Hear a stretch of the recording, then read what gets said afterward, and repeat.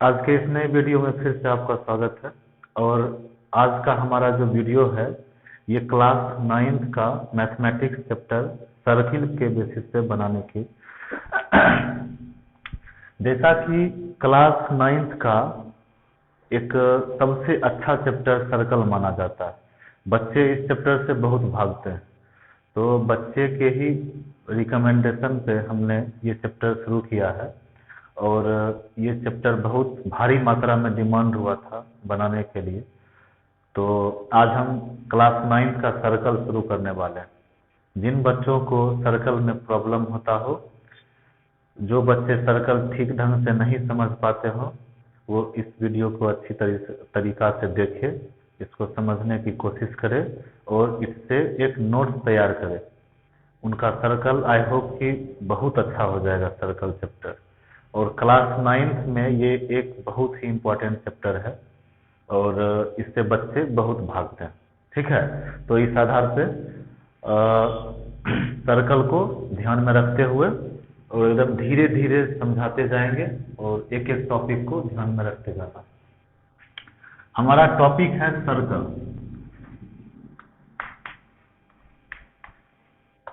Circle ये हो जाएगा class 9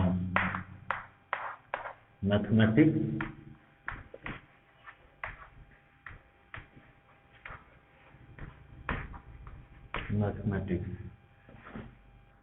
first of all, circle होता क्या है? What do you mean by circle? जैसा कि हम लोग बचपन से ही पढ़ते आ रहे हैं, सर्कल का फिगर देखते आ रहे हैं, कुछ इस तरह से हम लोग सर्कल बनाते हैं। तो सबसे पहले बेसिक लेवल पे हम यूं कह सकते हैं कि circle is a collection of infinitely many points in curve form. और अगर स्टैंडर्ड डेफिनेशन देना चाहें तो circle is a locus. Circle is a locus and circle एक पॉइंट का लोकस होता है जो कि कांस्टेंट होता है और वो एक आर्क के अबाउट मूव करते जाता है। तो जैसे सर्कल में क्या हो गया कि सर्कल को कुछ इस तरह से हम लोग अगर बनाए तो ये इस तरह से फिगर बनेगा। बहुत सारे पॉइंट से मिलके एक सर्कल का फॉर्म होता है। A circle have only one centre. एक सर्कल के पास सिर्फ और सिर्फ एक सेंटर होगा और ये एक रेडियस के कारण ड्रॉ किया जाता है। अब रेडियस क्या हो जाएगा? रेडियस एक ऐसा लाइन सेगमेंट होता है जो सेंटर से सर्कल के किसी भी पॉइंट पर के बीच का डिस्टेंस होता है। Radius is a line segment which lies between center and any point on the circle।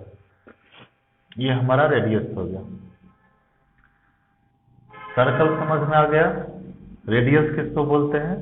Circle is a collection of infinitely many points in curve form with a centre O।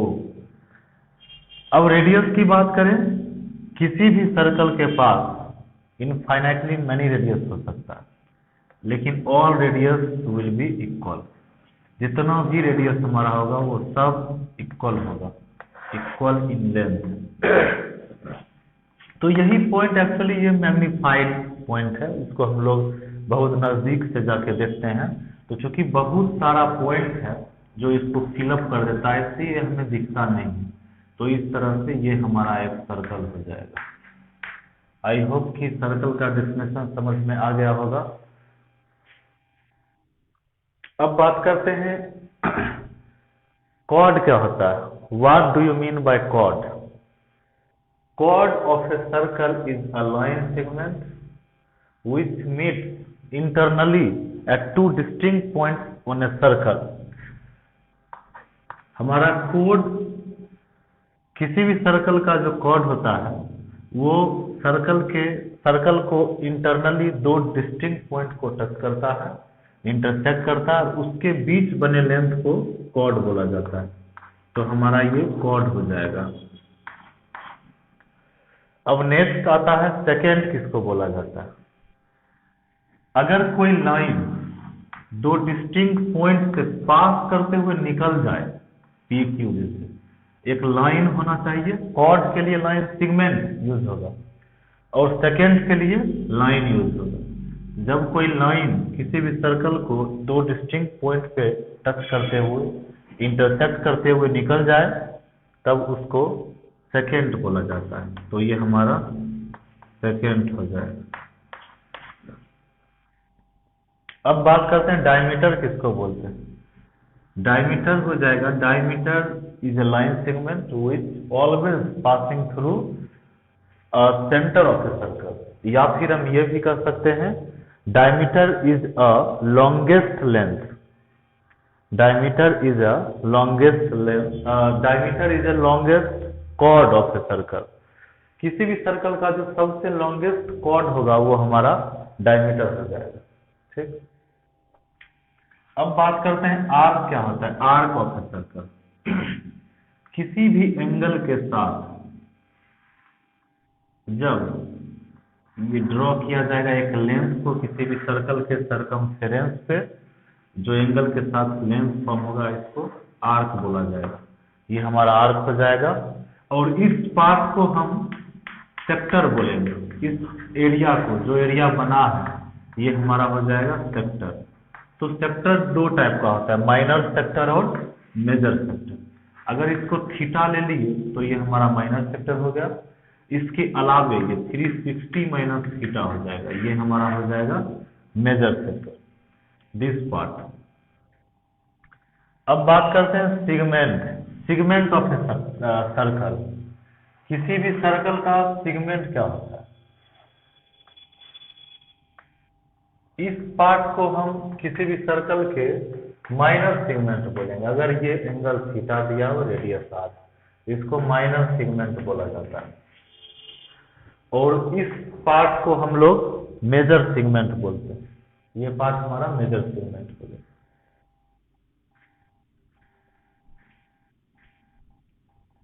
अब आते हैं tangent of a circle. किसी भी circle का tangent क्या होता है। जब कोई भी सर्कल, जब किसी भी सर्कल को एक लाइन एक पॉइंट को टच करते हुए पास कर जाए, जब कोई लाइन किसी भी सर्कल के एक पॉइंट को टच करते हुए पास कर जाए, तब उस लाइन को टेंजेंट बोला जाएगा। और जिस पॉइंट से वो लाइन पास करेगा, उस पॉइंट को हम लोग टेंजेंशियल पॉइंट बोलेंगे। और टेंजेंट हमेशा किसी भी सर्कल के एक ही पॉइंट से पास करता है, हमेशा, ये याद रखना।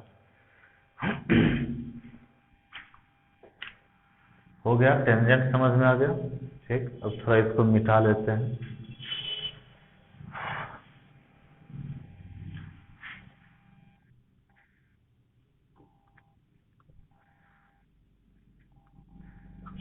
अब हमको बात अगर किया जाए कंग्रुएंट सर्कल क्या होगा। सपोज दैट हमारे पास दो सर्कल दिया हुआ, एक का रेडियस ओ है, सॉरी सेंटर ओ है, और दूसरा का सेंटर ओ डैश है। लेकिन इसका रेडियस जो हमारे पास दिया हुआ है वो सेम है। Two circles are congruent if and only if radius of both circles will be same. दोनों सर्कल का रेडियस जो होना चाहिए शुड बी सेम, मतलब सेम होना चाहिए। अगर दोनों सर्कल का रेडियस सेम हो गया तो ये हमारा कंग्रुएंट सर्कल हो जाएगा। Congruent arc of a circle, अगर किसी भी सर्कल का एंगल जो ड्रॉ किया गया है उसके सरकमफेरेंस से, तो वो अगर इक्वल हो जाए, एंगल इक्वल हो जाए, तो वो इक्वल आर्क ड्रॉ करेगा किसी भी सर्कल में। ओके, अब हम बात करते हैं सरकमफेरेंस ऑफ ए सर्कल। किसी भी सर्कल का सरकमफेरेंस क्या हो जाएगा। Perimeter of a circle is called the circumference of a circle. Perimeter means क्या होता है, द लेंथ, आउटर लेंथ। किसी भी क्लोज फिगर का जो आउटर लेंथ हो जाता है उसी को हम लोग पेरीमीटर बोलते हैं। तो किसी भी सर्कल का जो सरकमफेरेंस होगा वो हमारा पेरीमीटर हो जाएगा। It mean C is equal to 2πr।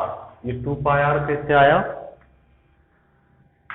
वो हमारा सर्कल है, इसको रेडियन, किसी भी सर्कल के सेंटर पर के एंगल को रेडियन में मेजर किया जाता है। तो फर्स्ट ऑफ ऑल रेडियन में पाई रेडियन को डिफाइन किया जाता है। Pi radian is defined as the ratio of circumference of a circle to its diameter। It mean circum C/D। तो इस आधार पे C हमारा जो हो जाएगा वो πd हो जाएगा। और हम जानते हैं कि किसी भी सर्कल का जो डायमीटर होता है वो रेडियस को दो इक्वल पार्ट में डिवाइड करता है। तो हमारा C is equal to πd और पाई इंटू डी को लिख सकते हैं 2r। तो यहाँ से हमें सरकमफेरेंस मिल गया C is equal to 2πr। Okay, अब आते हैं कुछ थ्योरम्स पे, जो कि हमारे क्लास 9th का ये सब बेसिक था, जो पहले से ही आता होगा सभी को। अब बात करते हैं थ्योरम्स की। तो इस क्लास का जो फर्स्ट थ्योरम है वो है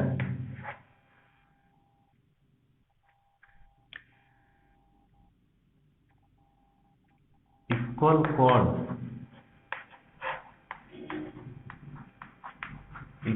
chord of a circle, equal chord of a circle draw equal angle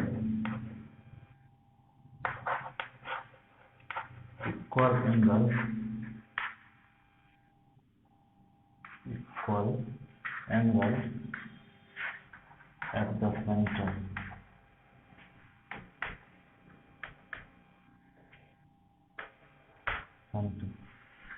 जैसे इसको हम लोग प्रूफ करेंगे कैसे ये होता है। ये थ्योरम है first theorem, equal chords of a circle draw equal angle at the centre of on a circle.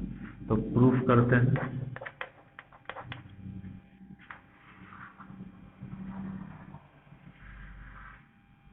हमें एक सर्कल दिया हुआ है जिसमें दो इक्वल कॉर्ड ड्रॉ किया गया। कॉर्ड के बारे में हम ऑलरेडी बता चुके हैं, दो इक्वल कॉर्ड।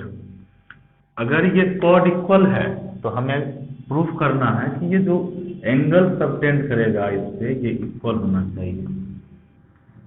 सपोज दैट इस तरह से हम लोग कंस्ट्रक्शन कर दिए। सबसे पहले हमें ये लिखना है, सबसे पहले हमें ये लिखना है ए बी, पहले गिवन लिखा जाता है। Given A B and C D are two equal chords of a circle, then we have to prove that angle AOB is equal to angle COD। हमको दिया हुआ है AB CD के equal है, क्योंकि थ्योरम में ही बोला जा रहा है कि AB और CD दो इक्वल कॉर्ड है। तो हमको प्रूफ करना है, क्योंकि यही एंगल सेंटर पे इक्वल सबटेंड करवाना है। तो angle AOB is equal to angle COD, ये प्रूफ करना है। इसके लिए हम लोग कंस्ट्रक्शन करेंगे। Construction draw join O to A, O to B, O to C and O to D। Now in triangle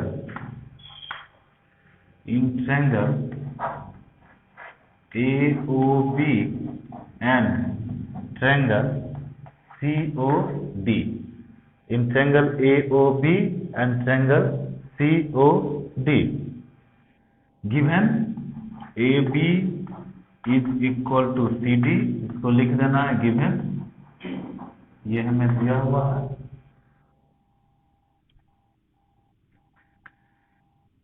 then अब हमको जो दिया हुआ है वो लिखना है, जैसे OA is equal to OC। ये किससे इक्वल होगा? क्योंकि हम जानते हैं किसी भी सर्कल का सभी रेडियस इक्वल होता है, ऑलरेडी बता चुके हैं इससे कुछ देर पहले। तो O A is equal to O C किससे इक्वल हो जाएगा? रेडियस से। O A is equal to O C and O B is equal to O D. ये भी हमारा क्या हो जाएगा? रेडियस से इक्वल हो जाएगा।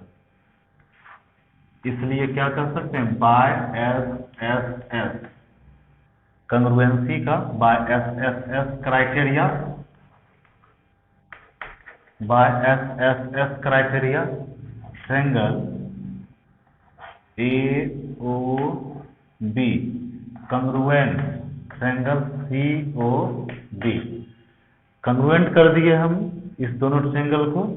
अब हम लोग जानते हैं CPCT, corresponding part of congruent triangle. CPCT से हम लोग क्या कर सकते हैं? Angle A O B is equal to angle C O D. क्योंकि कंग्रुएंसी का रूल है कि सीपीसी अगर दो ट्रायंगल कंग्रुएंट हो गया तो उसका सभी एंगल इक्वल होगा दूसरे ट्रायंगल के कोरस्पॉन्डिंग एंगल के, और साइड इक्वल होगा दूसरे ट्रायंगल के कोरस्पॉन्डिंग साइड के।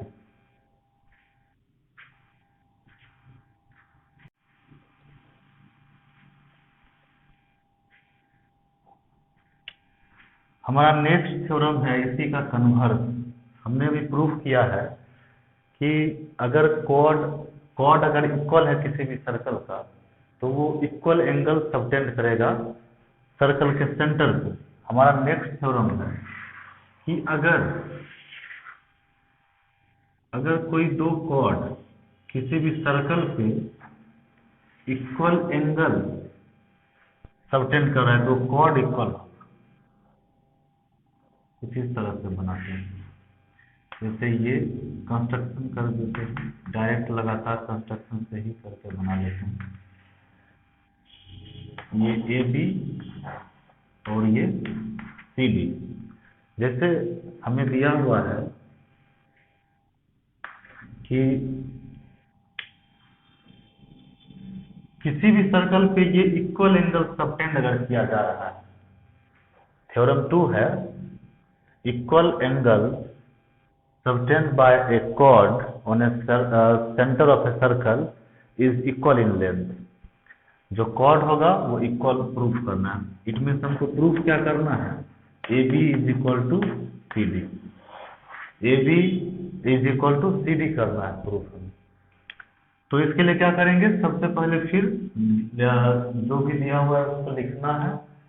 It is given that O is the centre of a circle in which AB and CD are two chords which inclined on the center of a circle in equal in angle. Then we have to prove that AB is equal to CD। Construction कर दिए O2A, O2D, O2C और O2B। अब हमको चलना है in triangle AOB and triangle COD। AOB और COD में चलेंगे तो हमें angle AOB is equal to angle COD given है, चूंकि थ्योरम में ही बोल रहा है कि दो कॉर्ड के कारण सेंटर पर इक्वल एंगल सबटेंड किया गया। Now OD is equal to OB, each radius चूंकि रेडियस इक्वल होता है, and OC is equal to OA, यही रेडियस के कारण। इस तरह से हम लोग कह सकते हैं triangle AOB congruent triangle COD। अब सीपीसीटी से हमारा A B is equal to C D हो जाएगा। यही तो प्रूफ करना है, ठीक।